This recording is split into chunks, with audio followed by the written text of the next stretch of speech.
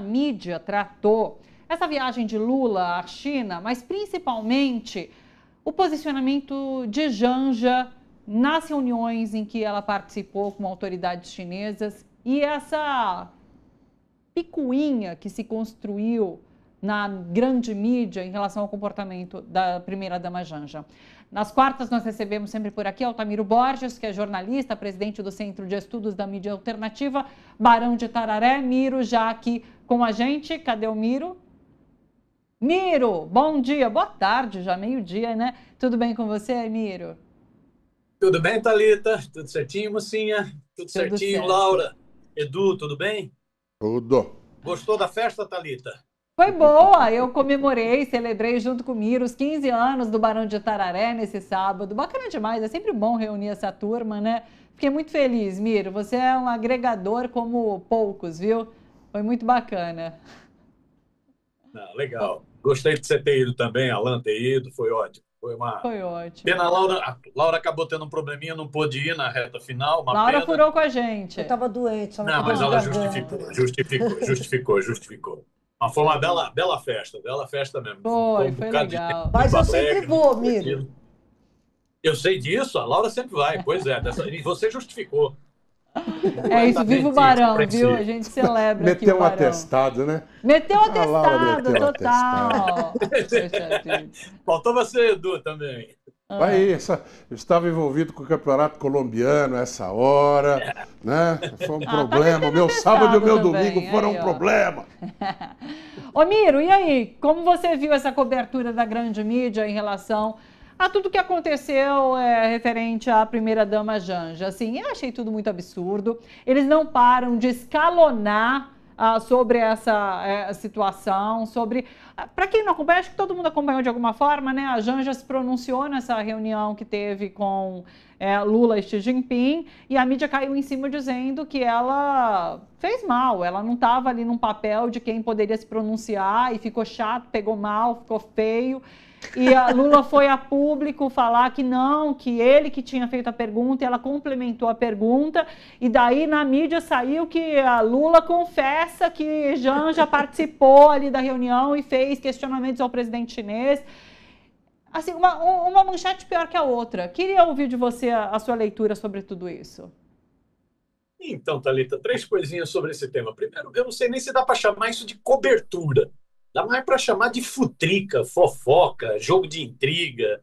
É uma coisa, no meu entender, totalmente descartável, nojenta, né? Eu acho que, primeiro, então, tem uma dose fortíssima de machismo, de misoginia nisso. Quer dizer, a mulher não pode dar opinião. Ela não pode, não tem, inclusive, que ela conhece mais do que o próprio Lula, como o Lula falou para o Xi Jinping. Ela não pode dar opinião, não pode, né, falar sobre plataformas digitais, o mal que está fazendo para mulheres e crianças.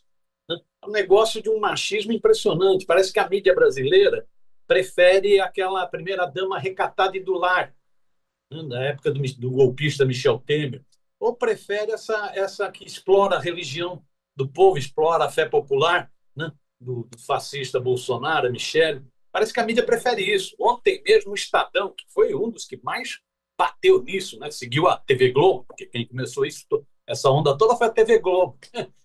A vida é cruel, né? A TV Globo, a própria Janja deu espaço para a TV Globo logo após a posse, e olha a maldade que a TV Globo apronta, né? TV Globo começou e o Estadão foi um dos que mais bateu bumbo nessa coisa misógina e machista. Ontem mesmo foi capa no Estadão, o título era assim: a falação de Janja atinge Lula nas pesquisas enquanto Michele faz política pelo Brasil. Essa foi capa do Estadão. Pode um negócio desse? Falação de Janja? Que falação de Janja? Que faz política no Brasil, Michele explorando a fé popular, uma mercadora da fé fazendo política? Então é isso. Depois a mídia vai abanando, vai chocando o ovo da serpente fascista. Aí quando vem o fascismo, uma parte dela acaba apanhando também. Cria monstro e o monstro se volta contra ela. Então acho que um primeiro aspecto é esse, Thalita. Mostra essa postura mesmo machista, misógina. Eu acho que um segundo aspecto é que isso é uma prévia do que vai ser a batalha eleitoral do ano que vem. Isso é a preparação do clima para para a eleição do ano que vem. Ataca a Janja para atacar o governo Lula, para atacar o presidente Lula. Né? É uma prévia do que vai ser, né, o clima que está se preparando. Eu acho que a mídia, no geral, TV Globo, Estadão, Folha, já definiram uma estratégia. A impressão que eu tenho, aí queria ouvir, inclusive, do Laura sobre isso, me parece que elas já definiram, a mídia já definiu, essa mídia hegemônica, monopolista, já definiu uma estratégia para o ano que vem. Ela quer descartar o Bolsonaro, porque o Bolsonaro mete um pouco de medo, né? Trata a Globo como globolixo, instiga os seus apoiadores, os seus milicianos a esmurrar jornalista, né? Então, quer descartar o Bolsonaro, foi o editorial também do Estadão, há 2 semanas atrás, sai de cena Bolsonaro, descarta o Bolsonaro para permitir que apareça um outro candidato desse campo da direita e da extrema-direita. E, ao mesmo tempo, desgasta o governo Lula. Tudo o que for possível, desgasta o governo Lula. Desgasta o governo Lula porque foi na comemoração da derrota do nazismo na Rússia, desgasta o governo Lula porque foi na China, desgasta o governo Lula nesse jogo de futrica com relação à Janja.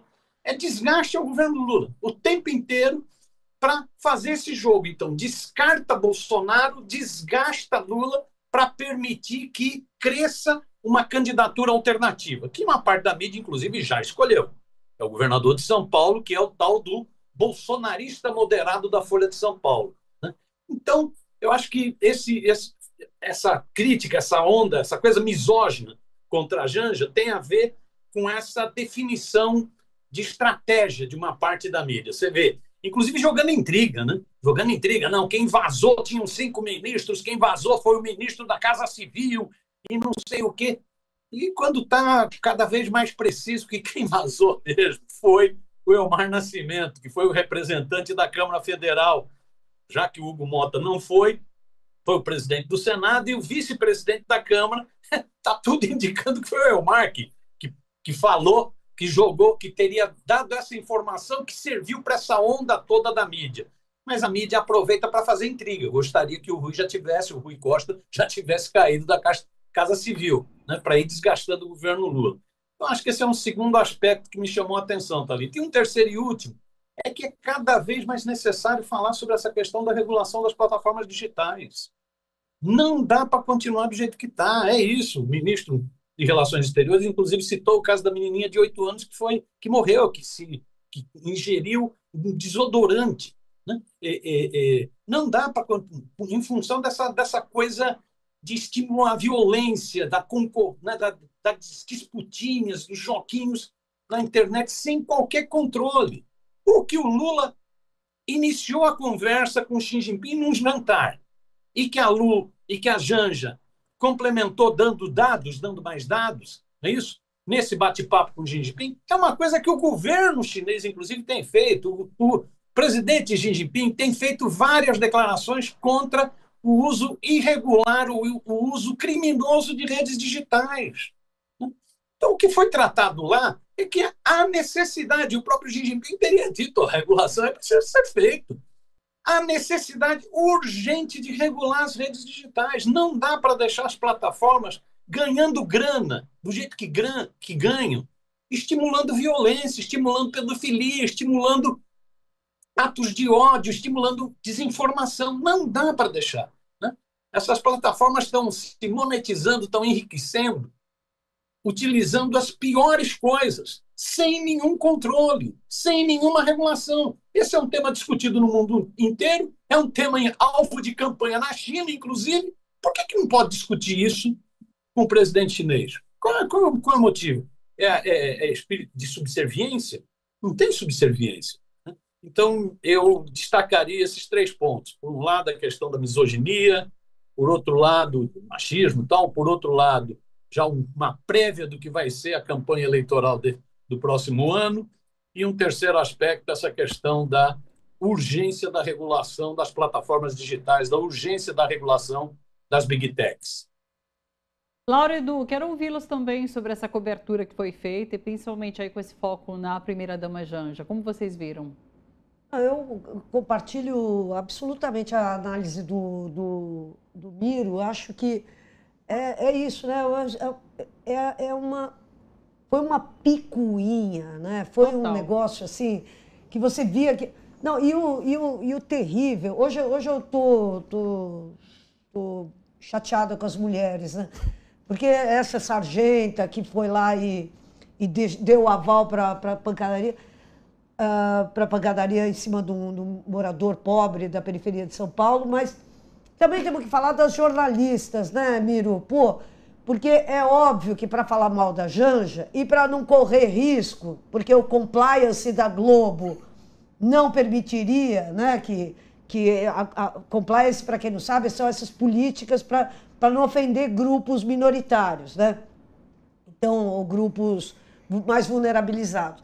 Então, a Globo tem um setor de compliance ali que diz, olha, precisa pôr mais mulher na novela, precisa pôr mais viado, precisa pôr mais sapatona, precisa pôr mais... Eu estou falando tudo com respeito e tal, não sei o quê, porque eu mesma sou lésbica, então, portanto, não estou fazendo não estou externando nenhum preconceito. Mas é claro que os departamentos de compliance das empresas ficam querendo não quebrar, não ofender determinados setores e tal. Então, eles cuidam para que essas coisas sejam tratadas com algum respeito. Só que o compliance também serve, né? Para falar mal da Janja, quem é que vai falar mal da Janja? Mulheres. Sim.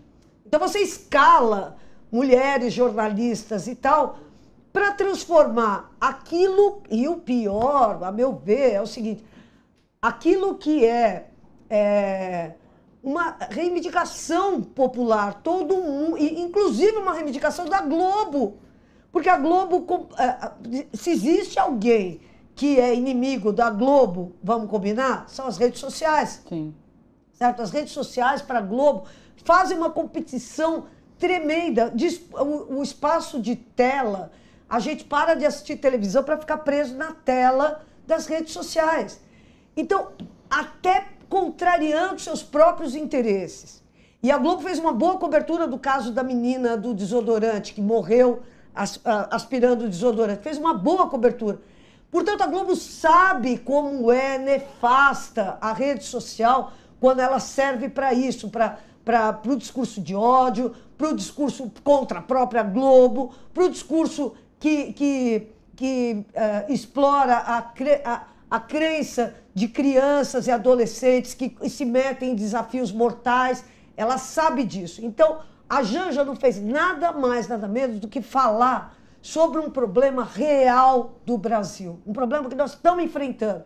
Então, é isso, nós estamos enfrentando um problema e hoje abrimos o jornal falando da IA sendo usada na inteligência artificial, sendo usada nas eleições para manipular as eleições da Argentina. Então, quer dizer, todo mundo sabe que isso é um problema. A Janja pegou e falou sobre esse assunto provocada por uma pergunta que foi feita pelo próprio Lula. E aí a Globo escala as mulheres jornalistas para ir detonar a Janja. Sério, gente, vamos entender. Olha, o que é importante é tudo que a Globo não está falando, né? É o que não está falando. Eu queria saber de você, agora, Miro, sabendo que controlar as redes sociais é fundamental. Qual é o caminho que a gente vai percorrer para isso? Porque se a gente quiser fazer isso via esse Congresso completamente estragado que nós temos, nós não vamos fazer. Você não acha que era o caso da gente pegar e lançar uma campanha por um plebiscito, para alguma coisa, uma consulta popular, para pegar e discutir esse assunto e, enfim, conseguir... Projeto popular? Um projeto de iniciativa popular. Igual, um não teve as 10 medidas lá pra do pegar Dallagnol? E chegar e falar, olha aqui, verdade. O povo brasileiro vota nisso. O STF é a favor, acha que as redes sociais são um problema. O Executivo é a favor, acha que as redes sociais estão sendo um problema. Mal usadas estão sendo um problema. O movimento social acha isso. Por que a gente não avança numa perspectiva de mobilização popular ainda antes da eleição? Vamos mobilizar os blogs sujos. Lembra como era chamado blog sujo? Mais uma campanha que surge aqui na TVT, vamos mobilizar os blogs sujos. Vamos fazer... Não, eu estou perguntando... Não, vamos lá. O governo federal não poderia lançar uma iniciativa no sentido da realização de um plebiscito para regular as redes sociais? Então, Laura, eu acho que é uma ideia interessante. Agora, tem que ver se o governo vai tomar essa iniciativa. Eu teria que pressioná-la, inclusive. Eu acho que, como você diz, esse tema ele está ganhando o mundo, está só no Brasil. Esse tema, o debate sobre a urgência da regulação das big techs, dessas poderosíssimas empresas, que hoje são as maiores fortunas do mundo, as 7 magníficas, como são chamadas, né, são as maiores fortunas do mundo. Esse debate, então, de regular essas plataformas que se monetizam divulgando desinformação, discurso de ódio, violência, né, ele está no mundo inteiro. Você tem avanços, inclusive, Canadá, na legislação da Austrália. Na Europa, esse debate cresceu. Não é isso? Você tem avanços. Aqui no Brasil, se tentou pelo Congresso Nacional. Teve um projeto aprovado no Senado, do senador Alessandro, não é isso? Depois disso, foi para a Câmara Federal, o deputado Orlando Silva foi o relator, então, que é a tal do PL 2630, projeto de lei 2630, que é exatamente de regulação das big techs, no sentido de transparência, né? de responsabilizar as big techs por essa difusão de crimes e tal. Esse projeto não avançou, acabou tendo uma aliança entre as plataformas digitais, que inclusive desafiaram a soberania brasileira, utilizaram as próprias plataformas, utilizaram o Twitter, do X, do Musk, utilizaram, né, o Telegram, né, para atacar um projeto de lei brasileiro, ou seja, atacando a soberania brasileira. Teve a aliança, então, das big techs com a bancada bolsonarista. Uniu a extrema-direita com as big techs. Coisa bastante já visível nos Estados Unidos, a aliança do Trump com as big techs, exatamente nesse sentido de evitar qualquer tipo de regulação. Então, no Congresso não avançou, e eu acho muito difícil avançar, né? Na época, inclusive, o Arthur Lira, que era o presidente da Câmara, barrou o projeto, falou da criação de uma comissão especial para analisar o assunto. Essa comissão especial nunca se reuniu e nada andou. Então, na Câmara está parado em função dessa aliança, que é a aliança da extrema-direita com as big techs, né? Big techs que têm muito dinheiro e circulam muito por Brasília, circulam muito pela Câmara, pelo Senado. Então, parou o assunto ali. O Supremo também tem várias iniciativas, várias declarações no sentido da urgência da regulação, né? Ministro Alexandre de Moraes, ministro Flávio Dino, o próprio presidente do Supremo, isso, Barroso, várias declarações de que não dá para continuar sendo uma terra sem lei. Mas aí entra o debate se o Supremo pode legislar. Então, isso também tem paralisado pelo Supremo. E o governo federal também tem vários trabalhos, várias iniciativas, seminários, eventos, né? Principalmente tendo à frente a Secretaria de Política Digital da Secretaria de Comunicação da Presidência da República. Você conhece, inclusive, quem é o secretário de Política Digital, que é o João Brant, né? Tendo à frente lá o João Brant, né? Várias iniciativas no sentido de estimular o debate e de preparar propostas. Na semana passada, inclusive, alguns veículos noticiaram que o governo já teria pronto um projeto para mandar para o Congresso Nacional. Agora, o risco é esse que a gente sabe, é cair no Congresso Nacional, esse Congresso de maioria de extrema-direita e direita, e, a exemplo do que ocorreu com a PL do deputado Orlando Silva, isso não avançar. A ideia de uma ação popular, de um projeto de iniciativa popular, no sentido de pressionar, é uma ideia muito interessante, né?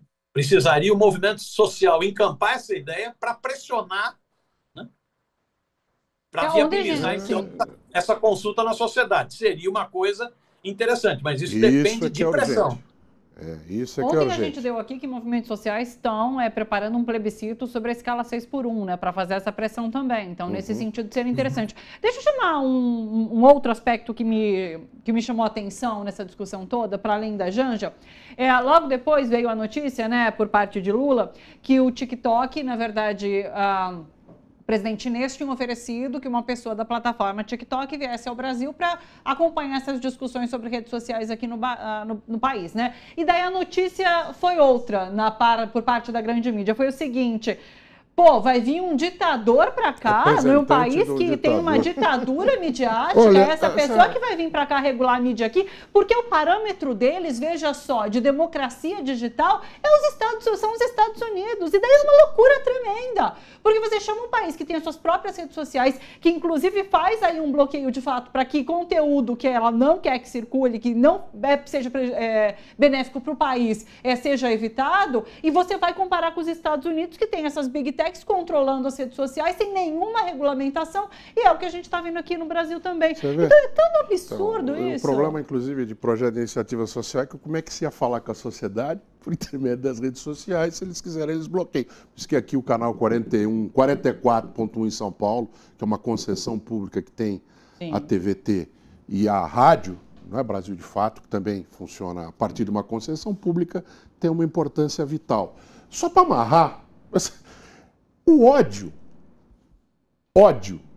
a governos progressistas por gente de dentro, e não só na cúpula, mas gente de dentro também, coleguinha,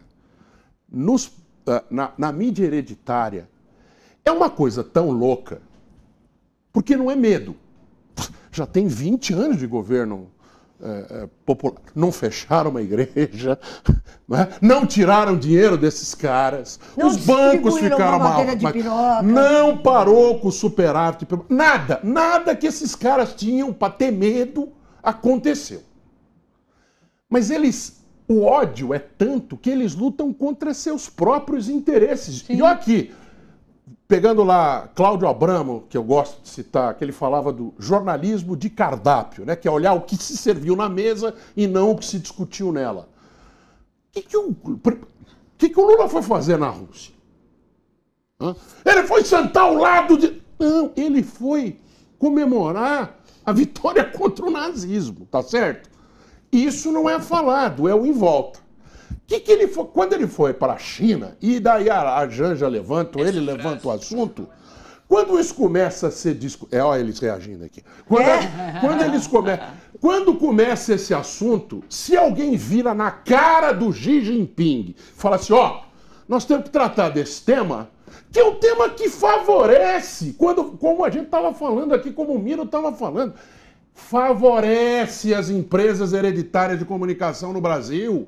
Favorece quando você tem uma regulação pelo motivo mais básico. Eles são regulados e as redes não são. Sim. Então você favorece. Não, o ódio é tamanho que eles esquecem disso e vão dar cacete porque foi falar, a gente já foi falar. Olha, a burrice embota, né? Burrice embota. Também gosto de uma frase do Milor Fernandes que dizia que a burrice devia pagar imposto. Mas ela embota. É uma coisa horrorosa, porque vai contra. Eles deixam os interesses deles de lado para bater. Porque querem bater. Porque é jornalismo do cardápio. Não é o principal. E que é mais uma coisa que eu estava vendo na semana passada. E aí vai lá com o ditador! Sabe qual foi uma das primeiras empresas que fez negócio com a China do Brasil? A Rede Globo de televisão. A Lucélia Santos é famosa, a gente falou, eu lembrei disso e eu fui dar uma olhada quando a gente falou na semana passada sobre esse assunto. A Lucélia Santos é famosa na China porque a novela Escravizaura foi vendida para lá em 1985. Quem foi à China em 1984, pela primeira vez um presidente brasileiro foi lá depois de 49, foi o senhor João Batista de Oliveira Figueiredo. E no ano seguinte, ele falou, peraí, vamos fazer um negócio. Se o presidente está indo lá, vamos falar com esses caras. Eu tentei descobrir como é que foi pago o negócio. Como é que eram as relações comerciais naquela época. Elas se abrem em 73... E em 84 para 85 chega-se a um primeiro bilhão de dólares nos negócios entre o Brasil e a China. Só que eu não descobri nem quanto... Os livros que tratam do assunto não falam quanto custou a novela. E nem como foi pago. Naquele tempo precisava muitas vezes carregar o dinheiro, tá certo? Não sei. Não consegui descobrir. Agora, que a Globo foi uma das primeiras a fazer negócio com a China. Deng Xiaoping, não era agora não. Lá atrás, quando a China era comunista, foi a própria Rede Globo. Ela não está colocando... É impressionante como o ódio embota essa gente. É um negócio incrível. E passa para a colegagem. Muito da colegagem vai alegremente. Tem muita gente dentro de redação, obviamente, que, né, não vê as coisas desse jeito. Mas tem muito da colegagem, principalmente a mais cheia de coroas, que vai alegremente. Miro, quer completar? 2 pitaquinhos, Thalita. Primeiro é sobre a questão Diga. que você levantou. 2 pitaquinhos mesmo. Do Lula ter sugerido ao Xi Jinping que a empresa TikTok enviasse alguém, ele Sim. falou até uma pessoa de confiança para analisar qual é o papel que essa plataforma está tendo na difusão de campanha de ódio, de violência, principalmente com relação a crianças e mulheres. Né? Isso é um pedido que qualquer presidente faria. Batem bumbo com relação a isso, né? Mas qualquer presidente faria para um presidente dos Estados Unidos, né? Faria para avaliar qual o impacto disso, porque isso está matando gente. A gente sempre que trata das plataformas digitais, pelo debate político, trata da manipulação, da desinformação a serviço da extrema-direita, que essas redes digitais, essas plataformas digitais tiveram na primeira eleição do Trump, que tiveram no Brexit, no Reino Unido, na saída da União Europeia, ou que tiveram na eleição do Milei, né? Recentemente, agora, novamente, na eleição de Buenos Aires. Não é isso? A gente sempre trata pelo lado político, porque a gente trabalha mais com o tema político. Agora, o problema é que essas plataformas digitais não têm só negatividade na política. Elas têm negatividade, por exemplo, na pandemia da Covid. A própria Organização Mundial da Saúde, a OMS, fala que parte das mortes na pandemia decorre de mentiras difundidas pelas plataformas digitais, por esse esgoto digital. Então, tem a ver com saúde pública, tem a ver com preservação de vida de crianças e adolescentes que são levados a essas competições malucas, né? A morte tem a ver com isso. Então, o presidente Lula ter solicitado ao Xi Jinping que mandasse um representante, um homem de confiança, foi esse o termo que a mídia utilizou, um homem de confiança, para analisar os impactos, não tem nada de absurdo. Né? Essa própria mídia tradicional, aí não a digital, a própria mídia hereditária, como diz o Edu, né? Essa mídia hereditária vive falando isso. Mas porque foi o Lula que propôs, ela faz esse escândalo todo. Isso, volto a dizer, no meu entender, é futrica, é jogo de intriga, preparando o clima para a eleição do ano que vem. Quanto mais se aproxima a eleição, mais essa mídia tradicional vai se unir com o esgoto digital para tentar desgastar o governo Lula. Então, essa é uma primeira observação. Uma segunda observação sobre essa questão que o Edu levanta, que realmente não dá para entender se a própria Globo está em campanha, tem feito denúncia do papel nefasto das Big Techs e não faz essa denúncia por interesse público, não. Faz essa denúncia por interesse de grana. É porque ela está perdendo espaço para as plataformas digitais, principalmente em publicidade. Então, ela faz a denúncia, fica parecendo que é em defesa do Brasil, em defesa da saúde pública. Não, ela faz a defesa em função de interesses próprios, econômicos dela. Ela critica, então, as Big Techs. Se ela mesmo critica as Big Techs, por que nessa hora não se somou o presidente Lula e a primeira-dama Janja na crítica às Big Techs? Por quê? Eu acho, Edu, minha merreca de opinião, eu acho que isso tem a ver com vários fatores. Um fator que já é antigo. Essa mídia não tolera um presidente proleta do Brasil.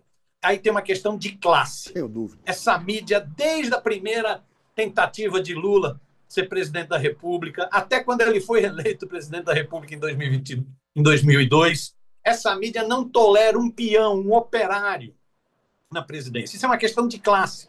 Onde já se viu, nós aqui tão ricos, nós aqui a burguesia, a nata da burguesia, um peão ser presidente da República. É uma questão de classe. A outra questão é de projeto.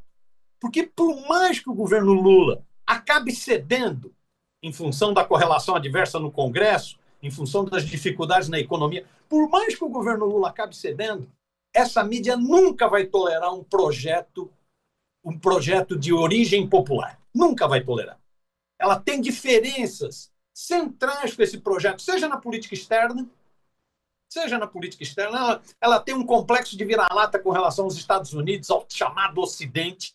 Ela discorda dessa coisa dos BRICS, discorda da relação com a Rússia, discorda da relação com a China, discorda.